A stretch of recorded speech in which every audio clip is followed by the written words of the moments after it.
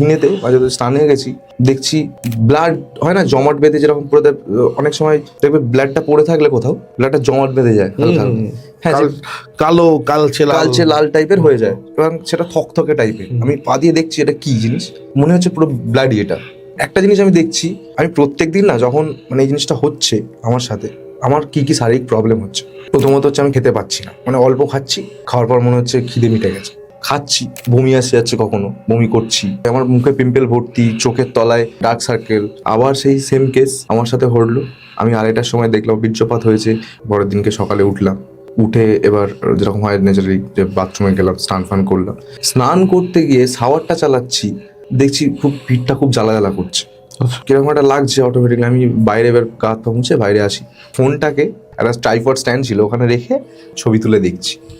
ছবি তুলে দেখছি 3টে এরকম আঙুল এরকম স্ক্র্যাচ, পুরো এরকম ক্যারাচে এরকম ভাবে আসছে, ঠিক এই বরাবর থেকে ছেঁড়া দাগ, চেরা দাগ। 3টে এরকম আঙুলের, 3টে আঙুল দিয়ে। 3টে আঙুল দিয়ে এখন লাল কটকট করছে, এটা ব্লাডটা আর কি।